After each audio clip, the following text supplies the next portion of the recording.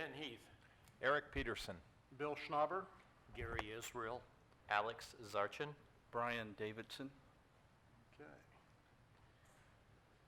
Third item, approval of minutes of the June 18th, 2019 meeting. Have I had a chance to go over those? Yes. Mr. Chairman, I make a motion that we approve the minutes of the June 18th, 2019 meeting as written. Second that motion. We have a motion and a second to approve meetings from June 18th, 2019. All those in favor say aye. Aye. Those opposed? Passes unanimously. Two down here abstain. Two abstentions. Yep. Okay. And again, for the record, if you'll state your names when you're making your motions and seconds, please. Okay. Thank you. Item number 4, Communications Committee and Staff Report. Lance?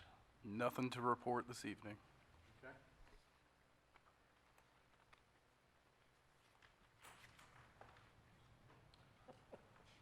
Anything on the residential development report then as well? Nothing there? Nothing of note, no. At this time, I need to ask for a motion to recess the Planning Commission and convene the Boarding of Zoning Appeals. Mr. Chairman, I, Gary Israel, make a motion to recess the Planning Commission and convene the Board of Zoning Appeals. I, Brian Davidson, second. Have a motion and a second to recess the Planning Commission and convene the Board of Zoning Appeals. All those in favor say aye. Aye. Those opposed? Passes unanimously. Item number 5, BZA V 2019-02 is a public hearing on an application for variance of 4,300 square feet from the 500 square foot maximum floor area of an accessory structure permitted by subsection 7-100-E5A2 for the purpose of constructing a 4,800 square foot storage structure and a variance of 2 feet from the 6-foot maximum fence height permitted by subsection 4-103-C2B. For the purpose of constructing an 8-foot privacy fence within the rear and side yards on property generally located at 849 South Andover Road, Andover, Kansas. Note here, several accessory structures exist within a quarter mile of the subject property. A structure of similar size is located 1/4 mile southwest. Directly west of the subject property is a 2,400 square foot structure. The proposed 8-foot privacy fence will allow for increased screening of the proposed structure from adjoining properties and Andover Road. Multiple property owners from within the area of notification have expressed support for the application. Okay.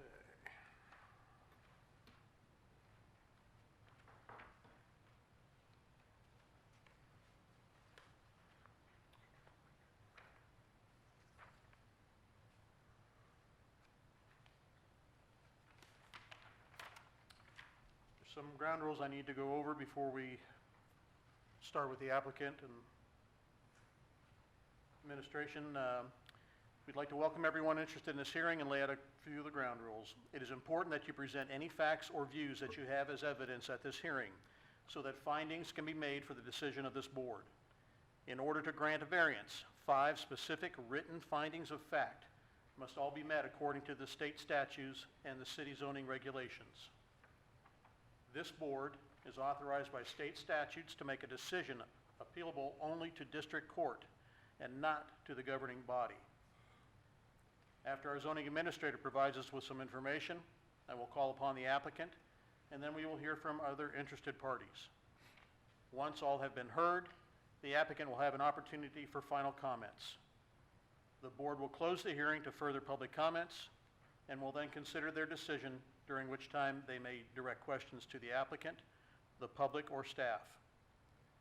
You should be aware that the board can require such conditions to be attached to the premises benefited by the variance as may be necessary to comply with the standards set out in Article 11.106. These are to reduce any potentially injurious effect of such variance upon other property in the neighborhood and to carry out the general purpose and intent of these regulations.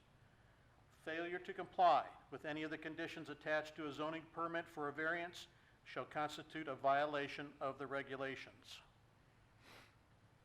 You should also be fully aware that if the applicant chooses to describe various features of their development plans, the city can only enforce those provisions which are covered in zoning and other codes.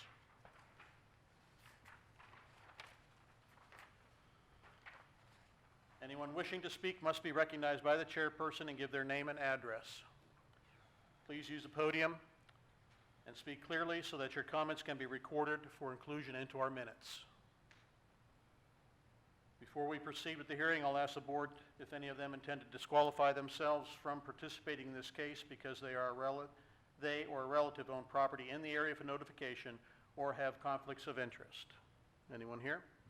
Nope. No. Okay.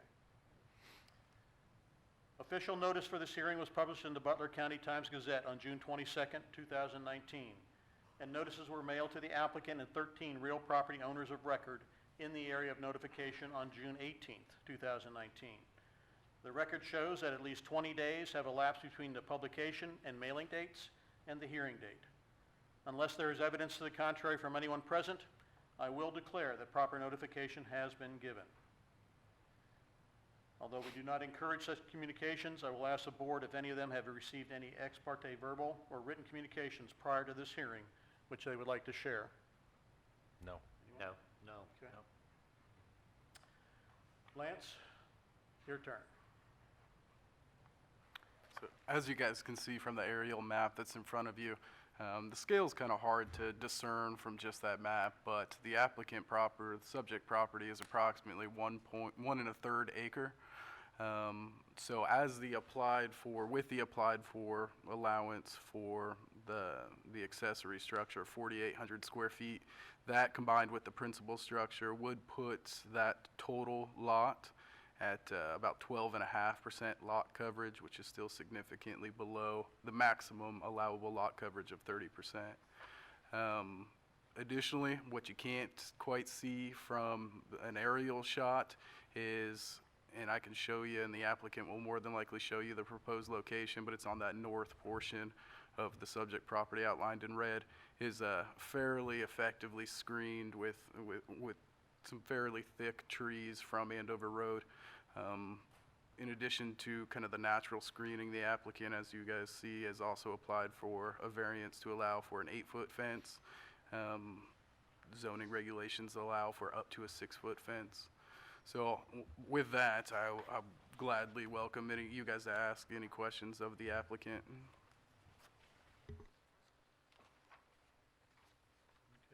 Questions for Lance?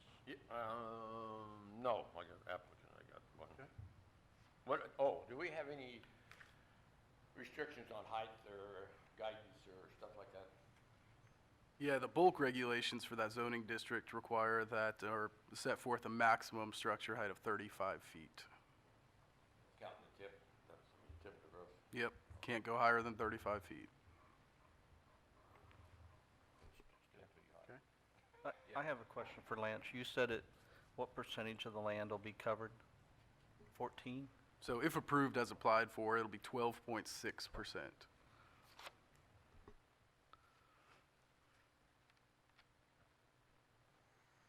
Okay. Any other? Lance, has the applicant indicated where that 8-foot fence would be? Yeah, and I don't have the clicker to move on, so the applicant's Okay. prepared a presentation that should go through. He's provided a plot plan on there. That'll, If I could read. yeah, so, and that's what, we did receive, and you'll notice in the comments that you've read, we did receive quite an exhaustive list of comments in support of the project from property owners within that official notification area. And the applicant can fill you in on more of this than I can, but I do believe some of them have requested the screening fence. So as proposed, it's the rear and the side yards Once you get into the front yard, we've got a requirement to keep that at 4 feet, which we are not applying for a variance for. So 8 feet on the rear and side yards, and then the applicant can show you his plot plan. I think go one more slide. So you can see here, area that's lined in green here will be 8 feet. The only part that's somewhat misleading here is once you get to Andover Road, that right-of-way line with Andover Road, it will not be 8 feet all the way to that point. Say that again? So where you see that east-west run of the fence that intersects with the right-of-way line for Andover Road, Yeah. so that section has to be 4 feet by the time it reaches 35 feet from the right-of-way line. So you'll see, the applicant has expressed to me, you'll see a tapering down from 8 feet to 4 feet. Thank you. Anything else from the board? No. At this time, I'd like to call the applicant to the podium, please.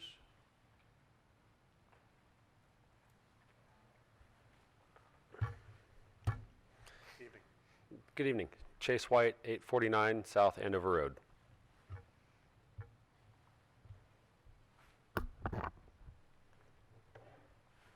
Okay.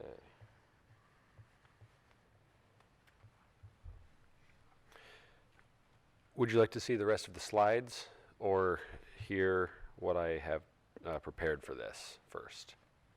Go right ahead. Yes, whatever. Okay. Yes. So I've prepared about a page to read.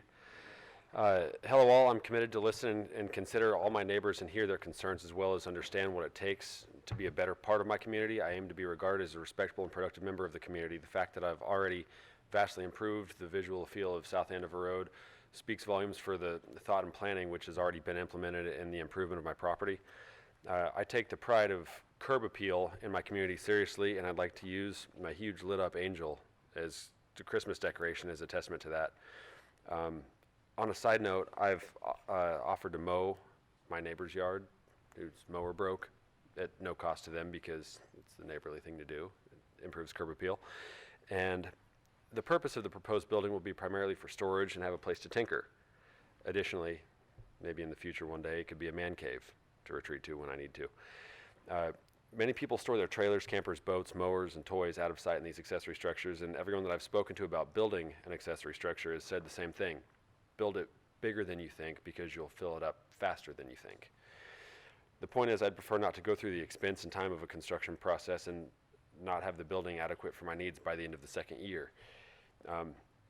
I understand the building is fairly large, but it is almost 100% hidden by the surrounding trees and houses, and it'll be maybe 5–10% visible from Andover Road, if even at all. My neighbors to the west advocate the construction of the fence and building because it will create a sound barrier between their homes and the noisy Andover Road. My neighbors to the north are happy to see that I'm improving the property and that has been distressed for so long, and my tentative plans will continue to improve the property. I've driven around and seen a lot of buildings that my neighbors within about a quarter mile have, and given an aerial satellite view, there are many buildings to construct, or there are many buildings to count that are fairly large. There are 2 buildings within that roughly quarter mile that are the exact size of the proposed structure, and there's one that's much larger at 8,000 square feet or 80 by 100. I've counted 45 buildings within the quarter mile radius that are probably considered sizable enough to have variance considered. And the accessory structure that I'm proposing to build is what would be considered nicer or of nice quality, even though it's slightly larger than some of my neighbors. I think it's worth considering allowing the structure to be approved so I can continue to improve the atmosphere around South Andover Road, keeping equipment and visible detractions hidden within, noting that I have 100% of my neighbors within 200 feet, approval and acceptance, and others that are farther than 200 feet as well. The construction of the project will be completed in the quickest time frame possible to prevent the property on South Andover Road being a construction site for very long. I'm hoping 2 months. It may stretch a little bit longer than that, but I'm open to questions, comments, concerns anyone may have to resolve the hesitation and approval of the structure. The structure is my primary reason for applying for variance, and the fence is a condition of the acquisition of the land to the north of my property, which was recently acquired. though the requirement of the 8-foot fence is only along the south and west of the property located at 835 South Andover Road, per the contract if approved. The purpose of the remainder of the fence is to contain children, dogs, anything else, since we live on a busy main road, and to add a degree of privacy to our home. Thank you for your time and consideration. So with that, I'll click through some of these slides.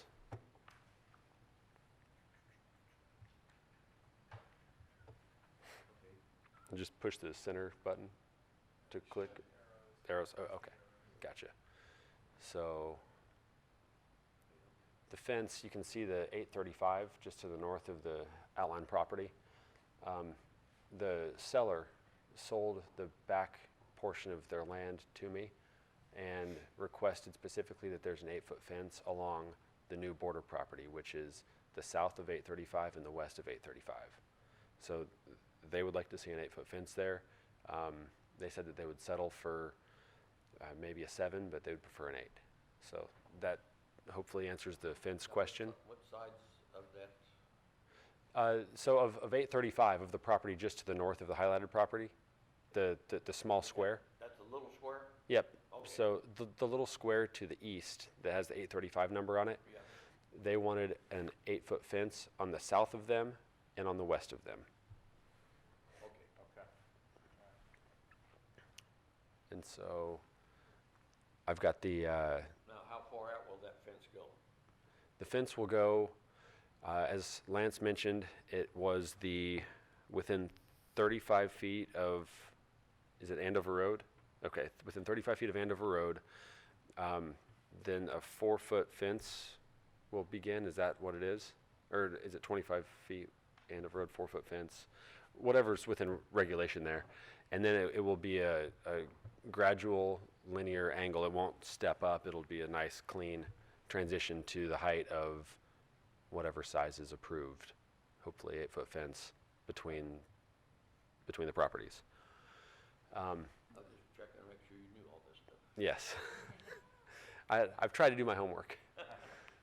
So as you can see, the proposed structure location, I have distances off of various known boundaries that we have. It should be completely behind the tree line, which I believe was an old hedgerow between the 835 property and our property, 849.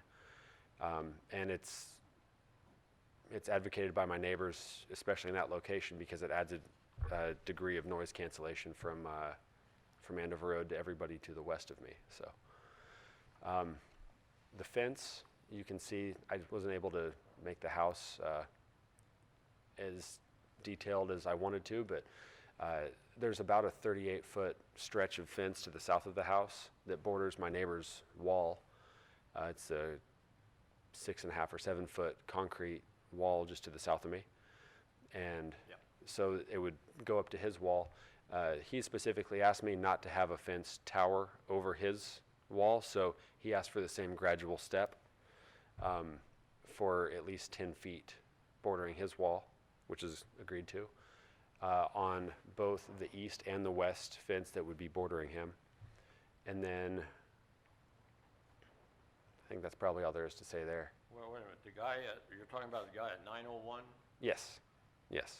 So the whole southern property line will still be a 6-foot fence there, or you won't put a fence up? I won't do anything there. That's a cement wall. he says it's a 6-foot cement wall, but I measured it and it's over my head. I'm 6 feet tall, so I think it's 6.5 or 7 feet tall. So that would be the height of my fence butting up to his within that 10 feet as a gradual slope up to the 8 feet. On the west part? On the east and the west part, there's the 38-foot. 2 lines where he intersects. Okay. Yep. At both lines where it intersects, then he's saying he will gradually come up and intersect no taller than his neighbor's fence. And over there. Correct. Yeah. I'm looking at the same picture here. Okay, so there is the proposed fence and structure drawing on there. It kind of gives you an idea of the lot size versus the finished structure size ratio. And There is, I took an aerial map and highlighted 45 structures within, and that's a quarter-mile radius, so it's a half-mile north-south and half-mile east-west. And the ones with the arrow pointing to it are the structures that are of like size and larger. Everything else is smaller. And I can leave that up if you guys would like more time looking at it, or if we can go on to the next one. So you're talking about out being your home to have an 8-foot fence there. Say that again? I can go back to this one. Yes. Part up there where it has a circle in blue Yes. going north and the part coming south, that's gonna be 8-foot fence also, you're asking for? Yeah, most likely, yes. I'm asking for 8 foot, but it may be 6 feet there. Where the blue is would be a gate at the north area, so it would just be a gate in the fence.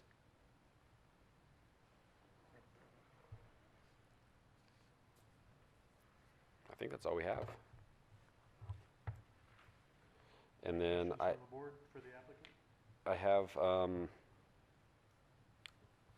some emails and kind of a signed consent form from all my neighbors, if you'd like me to go over any of this or read it or anything.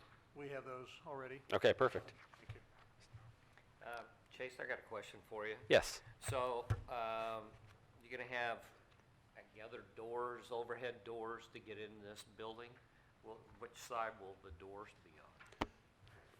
On the south side or on the east side, or? The doors will be on the south side. How high have you done enough drafting to know how high the tip of that roof will be?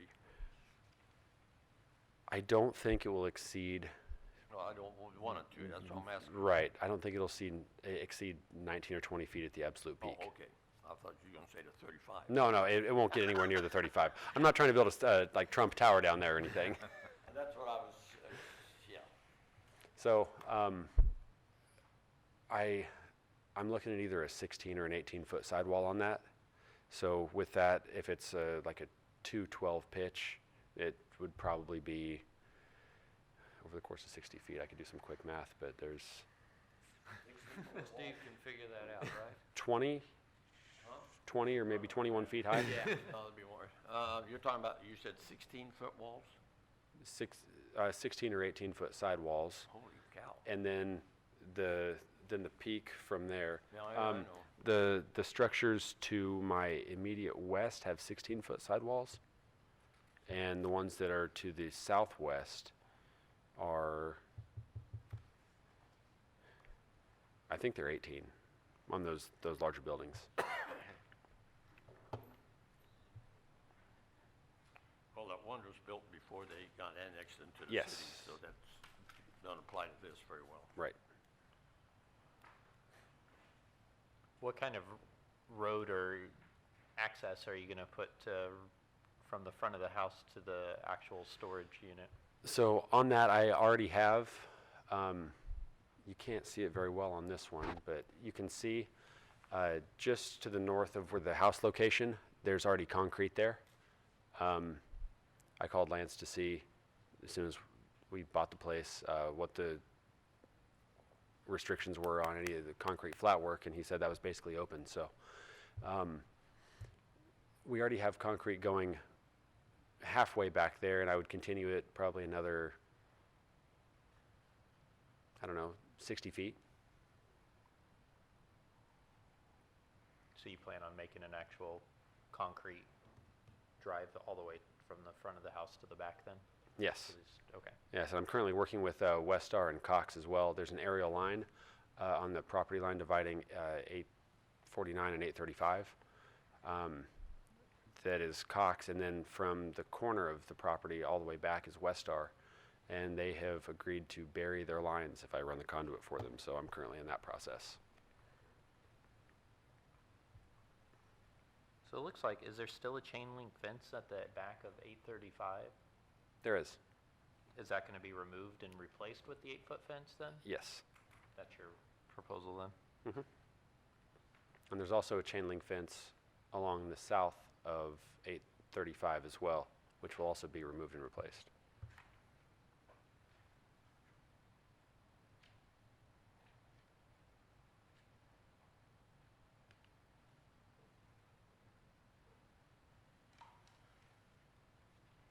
Well, Chase, I did a quick calculation on a two by 12. Mhm. Your building would be 23 feet tall if Okay. it had a 16-foot sidewall. Okay. That's on the 80-foot. That's on the 80-foot side? Okay. So So- it's still within that 35 feet Right, maximum. right. So, And he'll have to apply for a building permit before it actually is constructed, so anything that's applicable to the variance request or just the building code in general or all other zoning regulations we'll review at the time of building permit as well.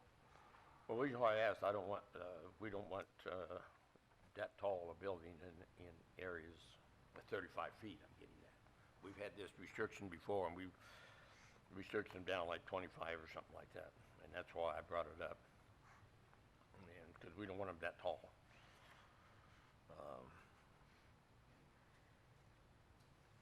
Anyway, that's why I'm asking, do we need to restrict it, or are you going to restrict it? I will restrict the height of the building. I don't want anything too tall either. I don't want anything to be visible from Andover Road or anything that upsets any of my neighbors. Yeah. So I've gone by door to door, and some of the people thought that I was selling something and had to assure them I was just a neighbor. Yeah, we might put that in there somewhere. Okay. Well, I mean, it's in the building code. He's restricted to it one way or the other. I What are mean, you can't- saying? No, to- that's to max- 35 feet. Right. I'm The saying restricted to 25.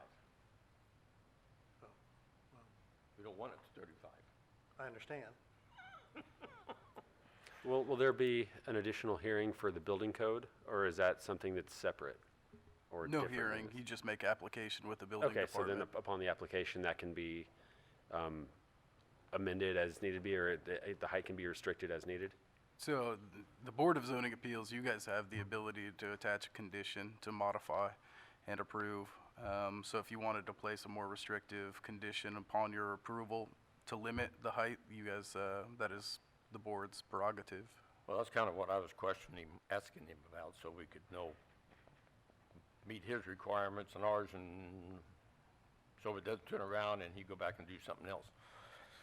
And if the board did ultimately make that decision, we would double check that, Chase, at the time you made your application for your building permit. Okay. So we'll probably restrict it. I would recommend restricting it to 25. I think that's plenty high yet. Well, I think That's higher than what we approved before. Now then, I still have a question about the fence, Yes. especially the front fence that goes, for example, There. go back Nope. to your others. That's the fence one. That Okay, sorry. 38.6 foot.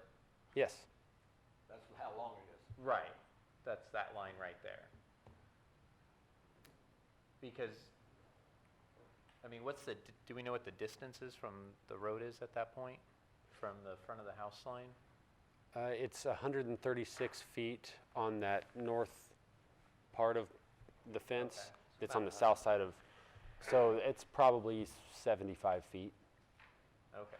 So that would be outside of any limitations that, I mean, if approved, that could be an 8-foot tall fence. Well, I was thinking about putting in a restriction to make it 6 feet up there. Right. That's what I was trying to make sure on is, No, the variance as applied for would allow for an 8-foot fence in the side yard, which is where that is at. So that's beyond the front yard. okay. So that as applied for, if approved, he would be able to do an 8-foot fence there. Now, as Mr. White said, that 38.6, as it goes south, will taper down to match. So the entirety won't be 8 feet, but as applied for, it's up to 8 foot would be allowed. Okay. And I just wanted to make sure that there's no other city code that would prevent that. No. Okay. Okay. And I would agree. As far as, Or somewhere else. Equal to his neighbor's fence.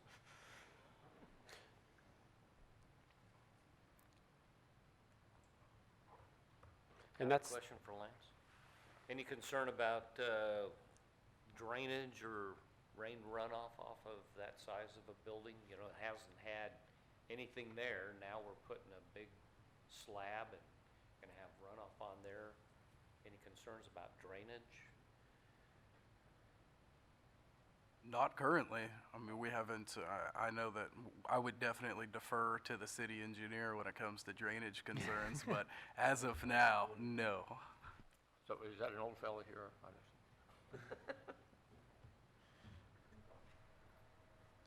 I think in this neighborhood, the lot sizes are so large, the neighbors wouldn't perceive or experience any damage from the increase in impervious area.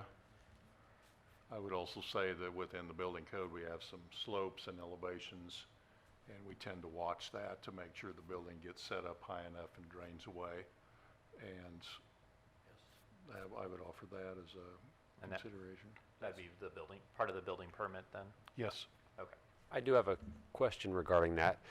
Is the idea, so the high point is the west side, the low point is Andover Road. So is and that's of the entire property. Is the idea to have all of any of the water drainage to end up at Andover Road and down the storm drains? Is that kind of the idea behind the drainage? We generally like to continue the natural pattern. Sure, and that's, I haven't been out to see your site, and we don't have any topographic data. I'll throw out some ideas that we've done in the past. We can require you to do a topographic survey and prepare a drainage plan, but more likely, we would come out, me or the inspector, and visit your site with you, and then mark up your plot plan to show how you're gonna drain it. We've, in kind of non-standard development stuff, we've done those kind of things before to protect you as well as the neighbors. sure. And I have already installed some drain tiles. It's a fairly flat lot, and I've routed the water I've helped it route its way toward its natural path. So if that is of any concern to the drainage, then, Yeah, we'll work Plan with there. you, Cool. including, we'll come out and visit the site okay, and evaluate what's best for you and what's best for your neighbors. perfect. Yeah, make sure they look at it before the cement's poured. Yeah. Okay. I think it has to be approved by the building before the cement's poured, correct? Yep.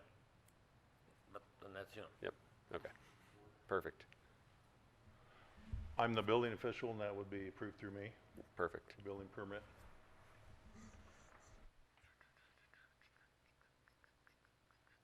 been there and done that.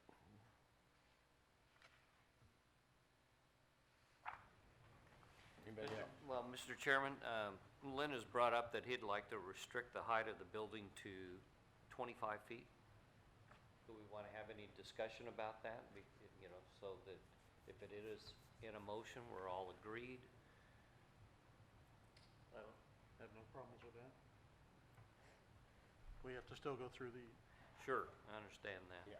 On- And on that topic, I mean, I would be in favor of still limiting the front line fence. That would, to the 6 foot, as far as the I street. thought he was trying to match the neighbors. Well, I mean, at this point, he's talking, you know, That the would be neighbors 7 foot. 6.5, Yeah, 6.5 to 7. 6.5 to 7 foot, or if we wanted to limit it to the height of that wall. I don't know, you know, without having a specific measurement. Would it need to be a specific measurement? Or just Yeah, not, Yeah, you can put a condition in there to match the adjacent fence site. Okay. And then we can work with, we can, you know, when we do a courtesy, you know, when he does his building permit application, we can meet him on site and discuss the details on that. But I think that's fine for a condition to put in the resolution. Okay. That's what I'd be in favor of then, as well, with those front fence lines to not exceed the height of the concrete fence. That would be abutting it to the south. Instead of having an 8-foot that could then taper down. just to not exceed the height of the adjoining fence? Right, I'm talking like that 38 you know, Right. that 38-foot stretch along the front of the house, and So just to clarify what you're asking, so I make sure I'm correct, instead of the applicant who was envisioning like on that 38-foot one, beginning at 8 foot on the north end and tapering to the Right. height, just being a flat height all the way across? yes. Okay, I was making sure I was Nope. tracking with you. No taller than the fence that's already there.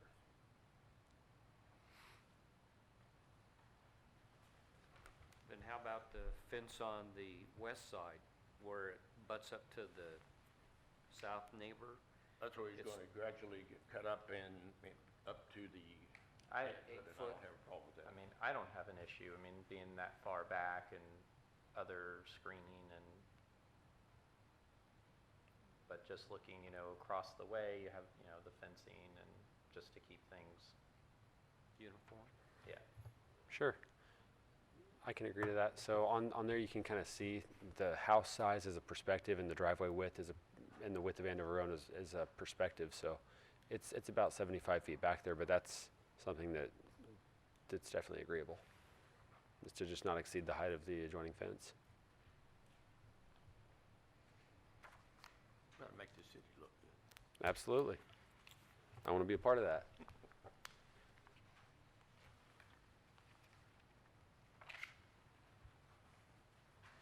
And then I don't know if there needs to be, on the north side of that same area along that house line. Yeah, whatever is on the south side would be the height of the one on the north. Maximum height on the north side. Yes. Gary, Okay. when you did your calculations earlier, at 23'6", what was that pitch based on? 2 by 12? So for every 12 feet, it's rising 2 feet. So if you figure that's the center point, that'd be Right, 40 40 feet, feet. so it's 3.5 times 2, which would be 7 to add to that 16. And what's that That's side? I was 16, it goes up to 23, so, you These know, if we engineers. limit it to 25, he's already under it. Right, right. And would the 25 proposed limit be, let's see, 23 would be with the, With a with a 16. 16-foot sidewall. Okay, so an 18-foot would go up and hit the 25 Would hit you limit at then? 25. Okay. Yeah. And 16 or 18 was what I had envisioned on that, so that's definitely agreeable as well. Yeah. And since there's a little slight in the terrain there, there's, the part towards the west will look a little lower than the part towards the east. Yep.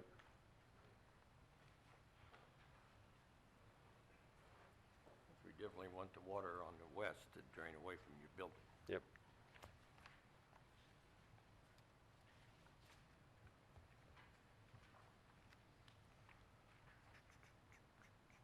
Questions, comments for him?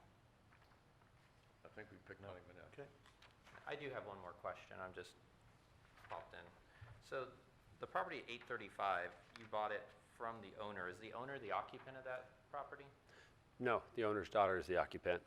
The owner lives 6 miles north on what would be Butler Road or Andover Road. Okay.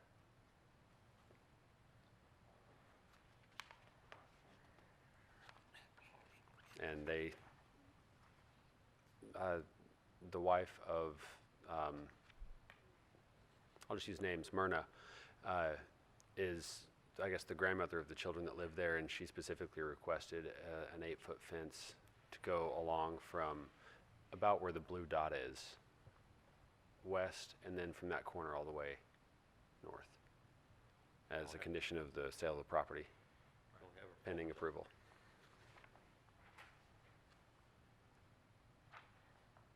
All right, Okay. we good? I think so. Thank you. Thank you. At this time, is there anyone from the public make any comments? Don't think so. And we've received written communications. You should have them in your packets as far as emails concerned, letters. Yep, yep, yep. we have. All right. Hearing no further public comments, I hereby close the public portion of the hearing. There will be no further public comments unless the board wishes to ask questions to clarify information. The board will now deliberate the request. To determine whether the evidence presented supports the conclusions of the required findings of fact, the board will now consider the criteria provided for evaluation.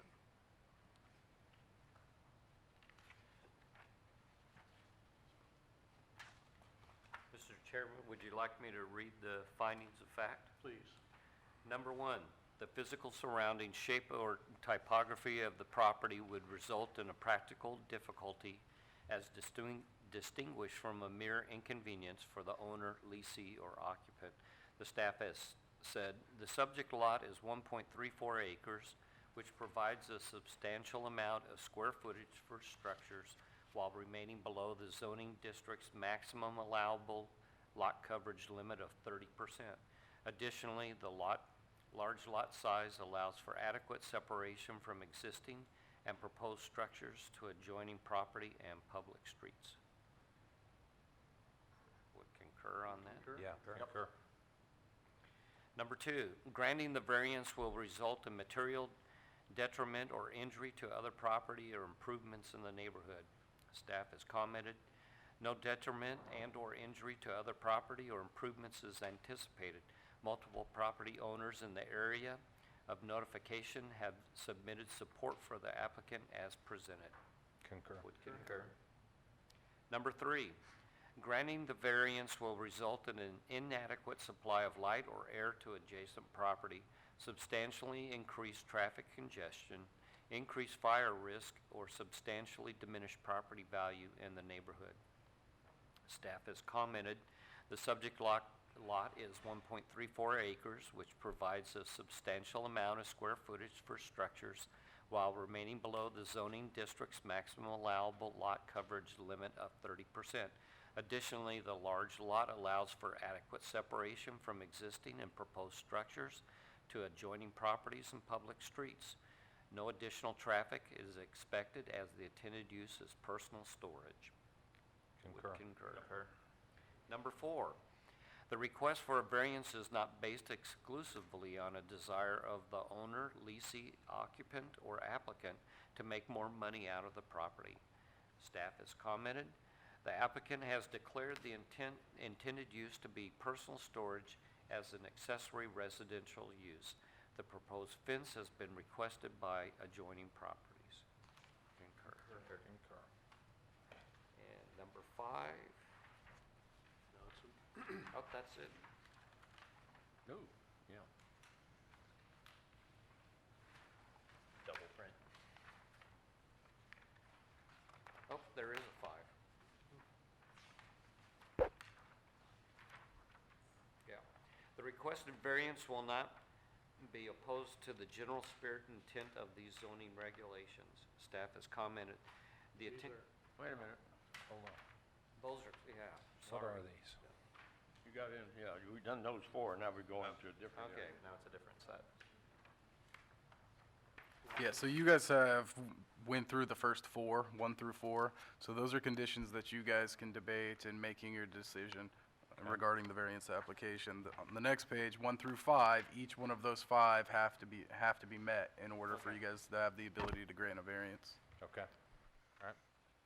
And it would appear that we all concur on those first four items. Yes. then. So, Well- any other debate? No, these four are different than these four, right? Yeah. Yes. Okay, okay, I just wanted to make sure. Okay, Mr. Chairman, would you like me to read the specific conditions to be met? Continue, please. Okay, number one, the requested variance arises from a condition unique to the property in question, which is not ordinarily found in the same zoning district, and which is not created by any action of the property owner or the applicant. Staff has commented, the minimum lot size for the SF-1 single-family residential low-density district is 20,000 square feet. This lot is substantially larger at 58,231 square feet. The shape of the lot also presents natural screening of the proposed structure from Andover Road. The proposed fence provides additional screening of the proposed structure, but also provides screening of Andover Road benefiting the subject property. Now, I do have a question on that one. Okay. Because on here it says, which was not created by any action of the property owner or the applicant. But the action of him buying this additional lot from a separate lot created the unique situation. Even without purchasing that additional property, he's 39,000 square feet. So, I think that is nearly double what is found typically in the zoning, in that zoning district. So, it's a property that was platted a long time ago under zoning regulations that are no longer in effect. So, property, at least in staff's opinion, has quite a bit of uniqueness as compared to what you would traditionally see in an SF1 zoned property. Okay, so just the original property size on its own? Correct. Is what you're referring to on that? Yes. Okay. Thank you. We in agreement on that then? Yes. Yes, okay. Yes. Number 2, strict application of the provision of these zoning regulations would result in unnecessary hardship for the owner, leasee, or occupant of the land or structures. Staff has commented, the intent of lot coverage maximum is to promote the health, safety, and general welfare of residents. The subject lot is 1.34 acres, which provides a substantial amount of square footage for structures while remaining below the zoning district's maximum allowable lot coverage of 30%. Would concur. Yep, concur. Number 3, granting the variance will not adversely affect the rights of adjacent property owners or residents. Staff has commented, multiple property owners in the area of notification have submitted support for the application as presented. Concur. Number 4, the requested variance will not adversely affect the public health, safety, morals, order, convenience, prosperity, or general welfare. Staff has commented, the subject property is 1.34 acres, which provides a substantial amount of square footage for structures while remaining below the zoning district's maximum allowable lot coverage of 30%. Additionally, the large lot size allows for adequate separation from existing and proposed structures to adjoining properties and public streets. Concur. And number 5, the requested variance will not be opposed to the general spirit and intent of these zoning regulations. Staff has commented, the intent of the lot coverage maximum is to promote the health, safety, and general welfare of residents. The subject lot is 1.34 acres, which provides a substantial amount of square footage for structures while remaining below the zoning district's maximum allowable lot coverage of 30%. The large lot will allow for all required setbacks to be adhered to. Concur. Concur. And what we're saying there too, like I mentioned, is if he hadn't bought that other half a lot, even his .9 acre lot would've been big enough to put this building on. Correct. Correct. Yeah. That's what we're saying. I Yep. agree. Yes. I just wanted to point it out again. Okay.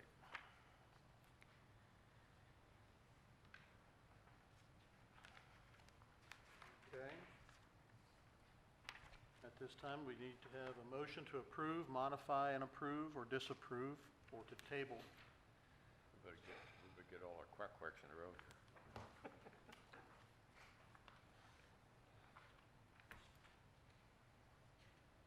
Who's gonna make the motion? Down there? We have the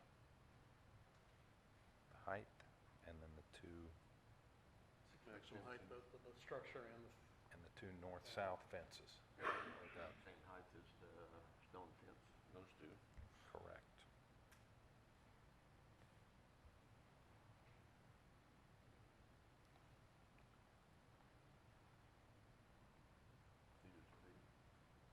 Yeah, correct. So we're just saying,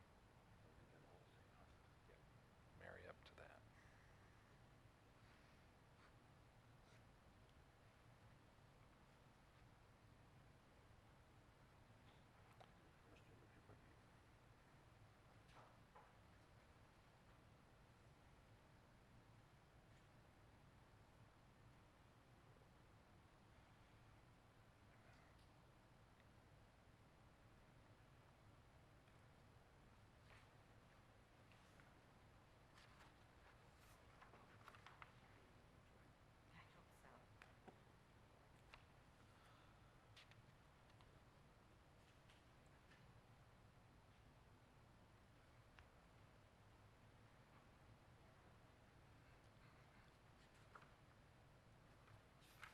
So if I heard you guys correctly throughout that conversation, the two limitations that I heard were limiting the side yard fence height to to be no taller than the adjoining fence, and then a maximum height restriction of 25 feet. Of the building. That's correct. of I the- would- The only thing would be is the entire front fence, Be the same height both, Yes. Right. on the south and north. So both side yard fencing, correct. right. Well, I call it the front fence.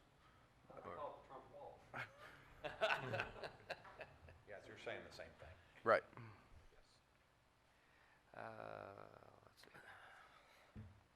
Do we need to specify in any conditions the back fence line to match up? Like he's stated, you know, it's going to be an 8-foot fence is what he's proposing with the taper down. Does that Yeah, need to that's be good. codified in the conditions? Do we need to stipulate that? You can stipulate it, but I think the Applicant already applicants, wants to that do was the original plan, so Okay. you can stipulate that as a condition. We can write it into the resolution if you want to make sure it's there.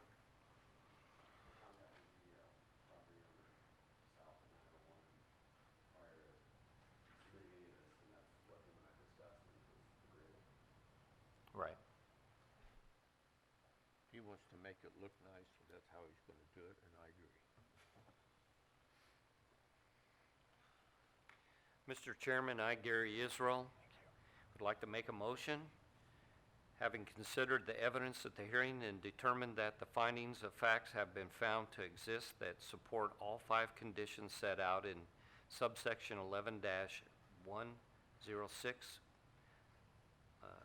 point B2 of the zoning regulations and KSA 12-759E, I, Gary Israel, move that the chairperson be authorized to sign a resolution granting the variance for case number BZA-V-2019-02 as requested with the following 2 conditions. First, the building height be no taller than 25 feet. And second, that the fence height to the south, which meets up with the south neighbor fence, be that height and then can taper up on the west side, and the northeast fence to match the south,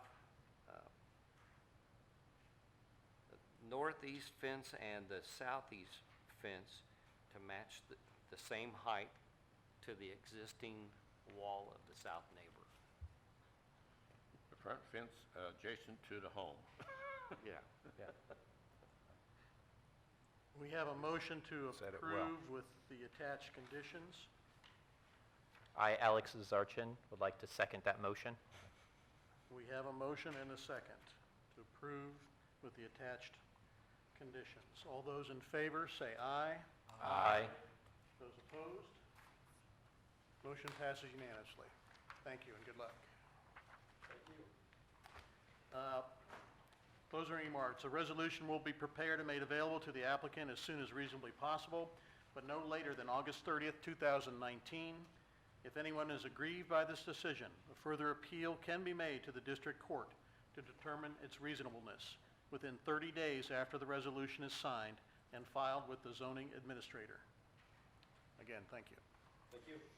Okay. I, Lynn Heath, make a motion to adjourn the Board of Zoning Appeals and reconvene the Planning Commission. I, Gary Israel, second that motion. We have a motion and a second to adjourn the Board of Zoning Appeals and reconvene the Planning Commission. All those in favor say aye. Aye. Those opposed? Passes unanimously. Okay.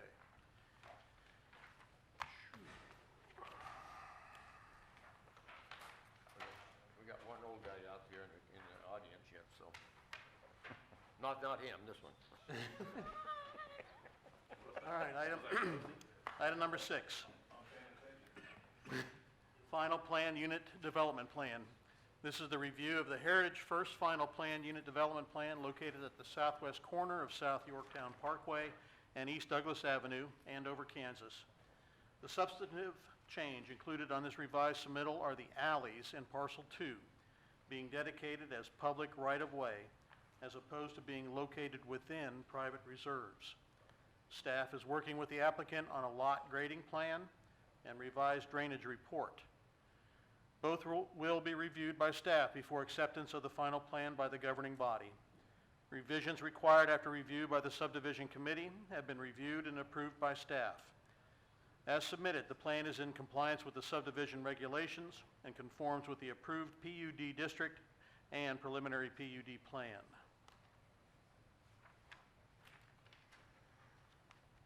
Okay. Lance? So you guys originally saw this planned unit development back in March, and it was approved at that time.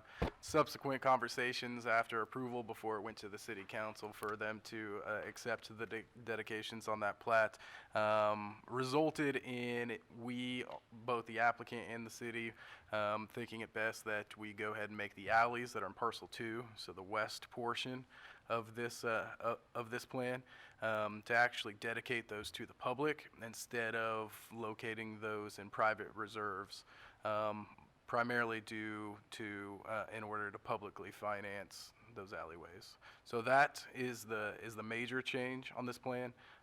Other than that, there were a few small revisions, just cleaning up some labeling and things of that nature. But the big change is the alleys now being dedicated to the public. Private, they will be privately maintained, but they will be dedicated to the public. There was some question on that, but I think that's a good idea.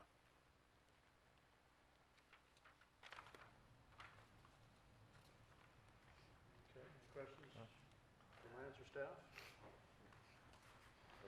Is there any naming that has to take place for those alleyways? No, those will not be named. Okay.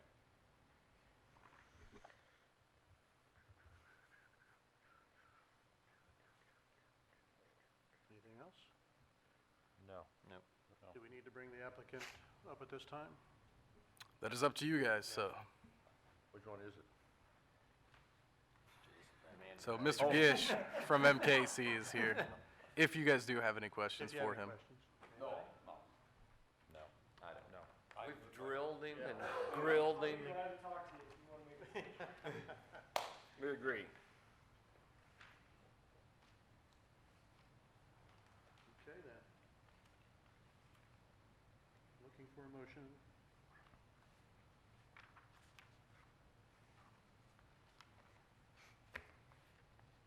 Well, Mr. Chairman, I, Gary Israel, would make a motion to approve the Heritage First Final Planned Unit Development Plan located at the southwest corner of South Yorktown Parkway and East Douglas Avenue, Andover, Kansas. I, Eric Peterson, second that motion. We have a motion and a second to approve. All those in favor, say aye. Aye. We have one abstention, I believe. Yep, Mr. Chairman, I, Brian Davidson, will abstain. Thank you. Motion passes. 6, 1 abstention. 601. Thanks for Thank wearing you. it down for me, Casey.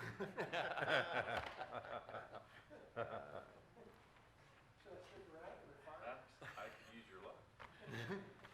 Okay. Item number 7, preliminary plat. This is the review of the USD 385 Andover Central High and Middle School Addition preliminary plat located at the southeast corner of Shea Road and East Central Avenue, Andover, Kansas. The property is being replatted in response to significant site development. The applicant has also submitted a traffic impact study. Staff and the applicant will continue to refine and ultimately finalize the traffic impact study before review of the final plat. Revisions required after review by the subdivision committee have been reviewed and approved by staff. As submitted, the preliminary plat is in compliance with the subdivision regulations. Lance? So as you just read, the site's being replatted for site development. So in addition to some of the school's projects that they have going on, some of the athletic projects in additions to both the middle school and the high school, the southern portion of this plat does include a revised alignment of Yorktown Parkway. So phase 2 of Yorktown Parkway is reflected on this plat as well. But as submitted, so traffic impact study, we're continuing to work with the applicant on that. No issues as it relates to the preliminary plat. We'll continue to do that. But as submitted, it does comply with the subdivision regulations. A final plat will be required at a later time.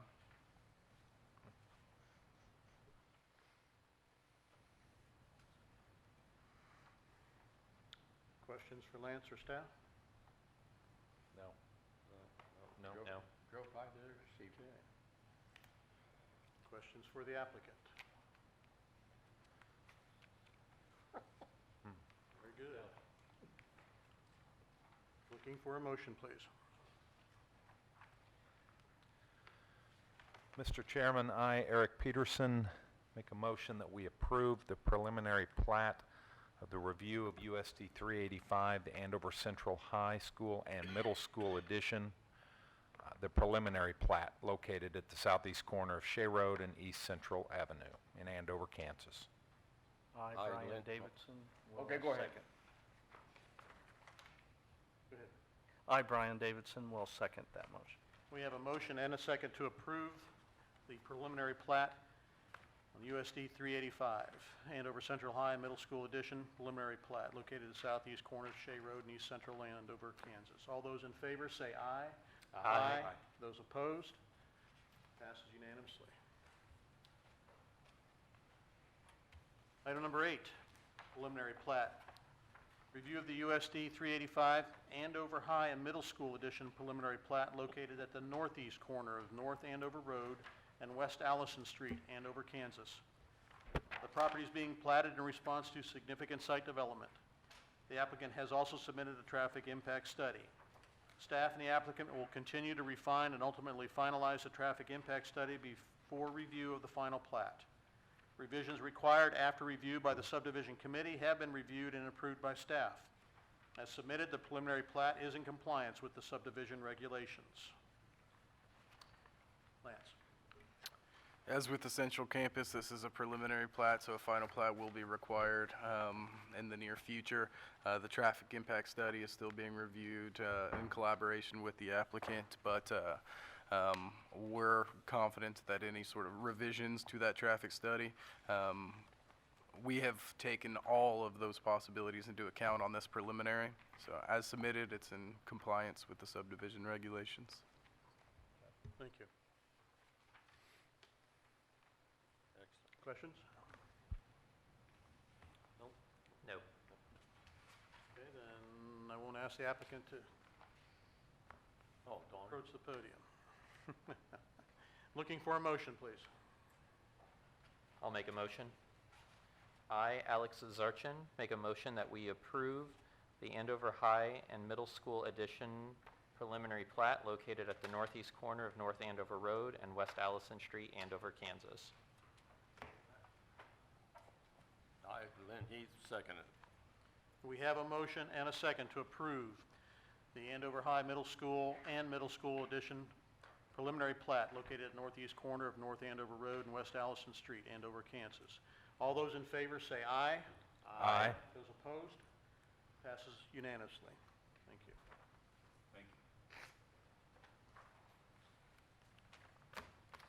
All right, item number 9, review of the draft 2020 capital improvement plan. Per KSA 12-748, the Planning Commission will review and approve the 5-year capital improvement plan for conformity with the comprehensive plan.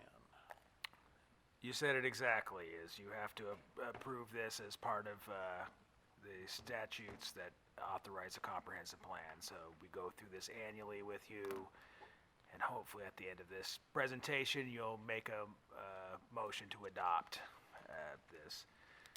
So let's go back to the quick definition here. We've got a few new people. A capital improvement plan is a community plan and fiscal management tool used to coordinate the location, timing, and financing of capital improvements over a multi-year period. We use a 5-year timeline to determine our capital improvement plan. So we'll go out as far as 24, although most of these projects right now that we have on tap are in the next couple of years.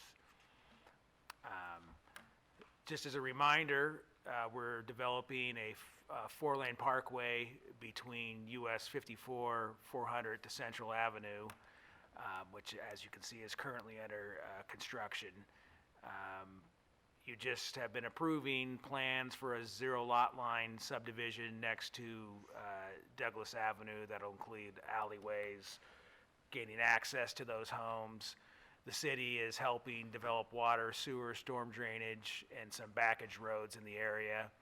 We're also expecting down the road to develop park improvements such as a lake, linear park, public art, possibly a splash pad. The ultimate goal is to provide a community gathering spot in this area. I don't want to say it's necessarily our first downtown, but hopefully kind of a centralized shopping district. The overall price tag on that is $19 million. $6.5 million of that is just this Yorktown Parkway project. And then over a course of 10 years, we're looking at about $12.5 million for all those improvements. What's unique about this development is it's a tax increment financing district. So all of the property taxes generated by the subdivision and the new commercial property in there will go to pay for the infrastructure. We'll issue a series of bonds that will go until approximately 2039, and the property taxes will cover those payments over a course of time. Typically, property taxes just go to the funding, but the school district, the county have agreed, the community college taxes will be in there. Well, I guess I could say the school district nor the county stopped it. They had the legal right to stop this as part of the tax jurisdictions, but they elected not to. So hopefully, by optimistic projections, we can get this paid off in 8 or 9 years if the build-out occurs the way we plan it to. Our most conservative projection is just that the residential develops, and we don't get much commercial on the front end. And even if that just happens, we'll cover the payments over 20 years. So we think we've got a plan that is fiscally viable. We're working with Jerry Jones, who was part of New Market Square on the west side, and has done several other developments in Wichita, including he's involved in the stadium and that community improvement district in downtown Wichita right now. So we feel like we have a professional developer, a landowner who's committed to developing it, and obviously the city has put $6.5 million into a roadway to service this. And just as a reminder, not only will we have this, but the school district is developing a new tennis complex, about $3.5 million tennis complex there at Andover Central High School, and additionally a new South District Stadium. So in that area, we'll have City Hall, the library, the amphitheater, a tennis complex, a district stadium, this commercial area, the YMCA, and the Farha Center, plus a 200-unit apartment complex. So along Yorktown Road, that'll be a pretty unique thing in Wichita, we feel like. But that is probably our big project over the next 2 years, is getting this roadway completed and then starting up this subdivision. We can go to the next. In terms of the fire department, we would like to look at a new fire station somewhere in the south part of Andover. I don't think we want to go all the way down to Flint Hills National, but being just south of Kellogg somewhere is a reasonable expectation. Right now, the police department is still on a 20-year debt schedule that will pay off in 2024. So the idea at the latest would be to construct a new fire station at the latest in 2024 and start the payment that just when the police station rolls off our debt, we would start with a new fire department. So is this a second or Yeah, right, a moving right. of the current? We would keep the current location. At least the preliminary staffing would be, we would be staffed with 2 firefighters at the current location, 24 hours a day. And then we would have 3 firefighters, plus obviously command structure in place at the other fire department. We did an analysis, and we are projected to need more than that to provide the coverage we want. But the analysis essentially said that we have some areas, and particularly in the fire district, which runs all the way to Santa Fe Lake Road, that our response time goes beyond 10 minutes. Obviously we'd like to be between 5 and 7 minutes, but if we can have something south of Kellogg, we think we'll be able to have a response in most areas of our fire district below 10 minutes. Okay. Well, it's going to be some more public presentation on this, but in this year's budget, we're going to purchase land and I'll get that to a second, but we're hoping to purchase fire district land somewhere south of Kellogg. We've looked at a few spots. We haven't nailed down any one spot yet, but that's the plan anyway. Would it be a same size station as currently on Andover? I think it'll be larger. Larger, Yeah, okay. that one, I mean, I don't, want to go into all its faults. It's 20 years old. It was more or less built for a volunteer fire department. Just one issue, we've tried to alleviate it, but we had to really do some makeshift stuff to create locker rooms for female firefighters. That obviously wasn't as common of an issue 25 years ago, but these days it's something you have to be prepared for. The other thing is the angle the fire trucks come out of that station is not desirable. Most fire stations you see just have bays that come straight out. And for whatever reason, mostly because it was a narrow piece of property, we decided to angle it. But that's not your ideal way of getting out of a fire station, so we would like to correct that in the future. We are redoing the current splash pad at 13th Street. It has certain maintenance problems anyway. We did a community survey, and there was a strong contingent, my guess is younger mothers, who wanted to see a splash pad somewhere in town. So, obviously we want to upgrade that one at 13th Street. We also hope to get it involved in the TIF district that we're proposing. It's not a for sure thing, but if we could have 2 splash pads, plus obviously the Y has something, I think the idea there is, I really don't want to have to either join the Y or, spend $5 or whatever it is just to go in for my kid, maybe to enjoy it for a half hour at a time. So it's a public amenity that we saw a lot of response to in a survey we did recently. The big issue is, and I'm hoping we're not going to pay this much, but we would like to expand our park land, for anticipating a couple of things. But when we did the 4-lane parkway, we obviously had some people who were not very happy that we took out, I don't know if I'd say part of the park, but certainly it's going to go on the other side of the tree line, the east side of the tree line. And so if we could purchase this land to the east of us, that is what we would like to do. We're going to have to come down to a price that's more reasonable than that, but we've set ourselves up for a debt payment that would be able to service that much debt. I'm hoping it's cheaper than that. The other option would be to go south of Kellogg with parkland too, and that's a consideration if we can't come to any type of agreement for anything east of here. That has been talked about mainly to maintain open space. I think that's what those who didn't like the road were complaining most about, is that there's a lot of good open space over there that's trees, and so we're hoping we can achieve that. Of course, our police department, every year we buy 3 new vehicles. We have 26 sworn officers now, and so it's pretty, you can go through those cars pretty quickly. I will say we don't run cars 24 hours a day. We have 12-hour shifts that each officer will take the car, and they have their own car dedicated, so it's not running all the time. It's kind of 6 of one, half and does the others with that. You'll just replace the cars faster, obviously, if you're running them 24 hours a day. Various departments do it differently. We've chosen to go this route.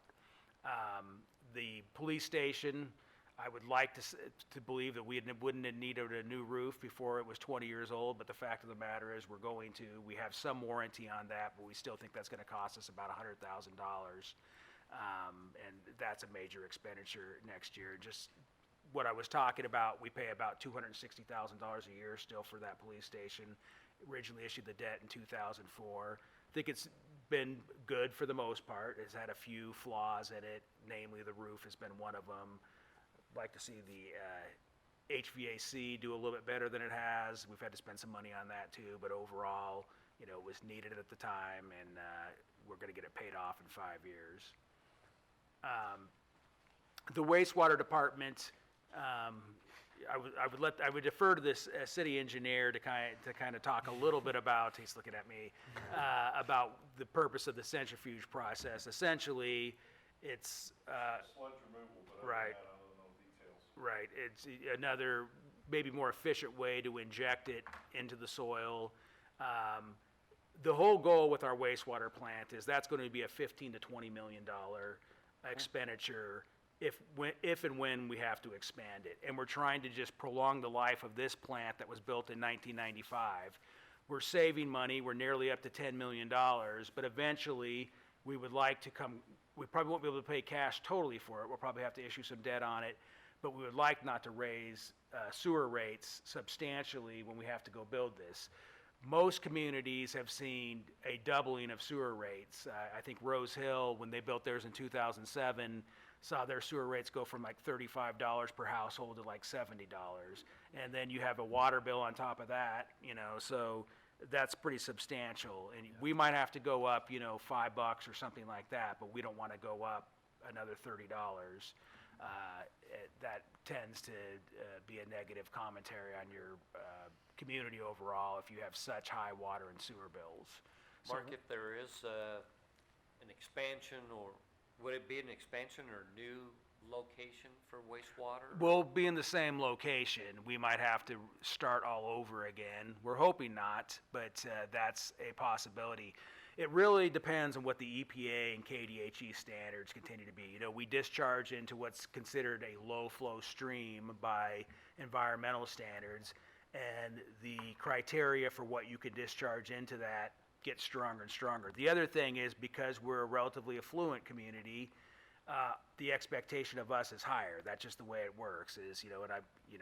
Certainly you can look at this philosophically too, but poor communities have less of an expectation that they're going to be able to expend the kind of money that a more affluent community can. But that does mean we have more costs involved in the way we treat things. So that's an ongoing issue, a very expensive one when it comes to it. We thought we were going to have to do it 5 to 10 years ago, but with the help of some consultants, we've developed some plans to lengthen the life on that. And our general philosophy is you want to wait as long as you can to do a project like that, and save money to avoid, issuing a lot of debt on it. And you just don't know what the environmental standards are going to be, and doing it in anticipation isn't what we want to do. We want to wait till the actual requirement comes upon us. Thank you. And then just to remind you, we talk about all these road projects, but I try to put in front of the council just as a reminder that we're looking at about $25 million worth of projects. Some of that is helped by the federal government. We're not carrying that weight by ourselves, in the state. But you obviously are looking at a redo of the KTA Bridge at 159th here shortly, and then we'll do improvements to that road that'll include turn lanes from the bridge all the way to Central. We're working on Yorktown Road, which is $6.5 million. Have some hike-bike pedestrian paths we want to do between Central Avenue to US 54.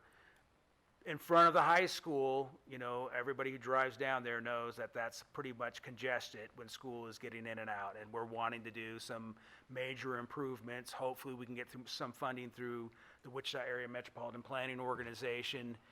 There'll be some pedestrian path improvements in front of there, but we hope to address some of the congestion we have there at those times. It'll always be busy, but it just hasn't been accommodated properly, as I guess what I would say. There's just some major issues down there that, along when the new high school is built, we want to do some improvements to the road. It may in fact occur after the opening, depending on the timing of the funding, but we do have that in our next 5-year plan. Turning lanes would help a lot. Yeah, right. And realignment of Allison Street is probably going to be in the offing. Just several things that the traffic engineers are looking at. And then another major project will be 159th from Kellogg to Central. That road is probably long overdue for some improvements. We think we're going to get 2/3 funding from WAMPO, and the rest will come from bonding locally. Let's see, do we have anything else on? Yeah, we have more, obviously.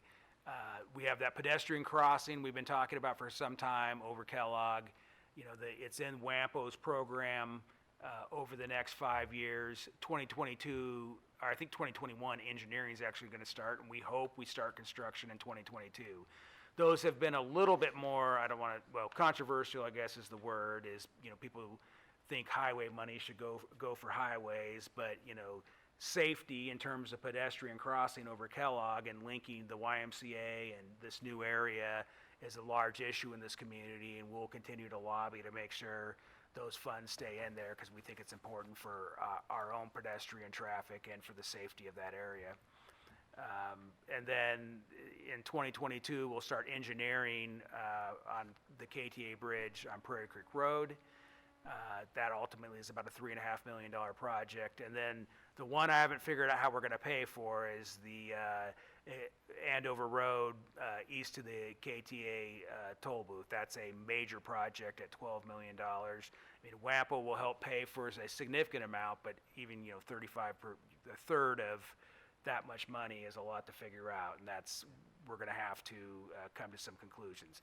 Is that a widening of 21st Street then to a four Right, lane? I think that's the ultimate plan. Do you know? Yeah, right. So you'd have a wider road there, 4-lane, all the way to the KTA toll booth. And then I threw out $300 million. I have no idea what the exact cost. I think Lance came up with an estimate over $200 million that we had done 10 years ago. I will tell you that the city of Wichita, in Sedgwick County, and I think even the KTA would like to do a major interchange improvement there at the Northeast Expressway where it connects up with 400. That's $40 to $50 million all by itself, not to mention improvements that are going to need to be done to 143rd once Kellogg is finished all the way out here. So that's a huge project that we're hoping to get in KDOT's 10-year plan coming up, but we're going to need major help on that. I mean, we're trying to acquire right-of-way in Andover, and of course that project is supposed to go under Andover Road and all the way out to between Yorktown and Prairie Creek Road, but it's going to be a major expansion. A lot of right-of-way is needed. We've picked up a lot of right-of-way. We've picked up a lot of right-of-way with the TIF district. That was one of the exchanges for not charging them anything for the roadway going in there, as they would give us major right-of-way along Kellogg there, and so did the apartment complexes, and that whole development over there has given us a lot of right-of-way, but we still have a lot of right-of-way to buy.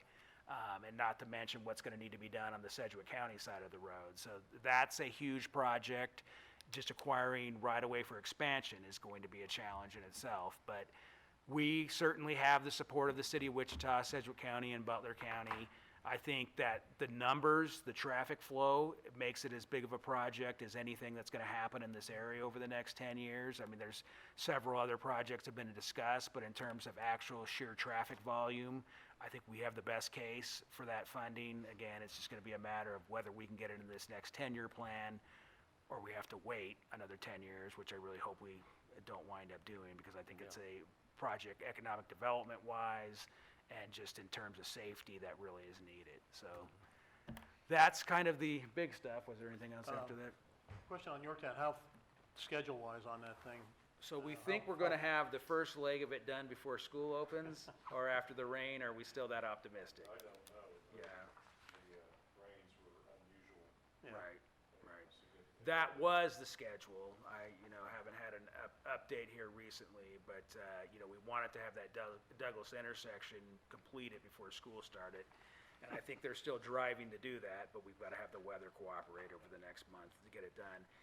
And then I think we would like to start that next section all the way to Central shortly after that. And, end of year, early next year to get it all completed. Yeah. If we can move relatively fast. But hopefully that means it's completed before the next amphitheater season, and certainly the first football season that kicks off there. And hopefully they have their tennis complex done for spring tennis. I don't know if they can move that fast or not, but to have the roadway done at that time would be good. Well, that would help with the traffic from the high school.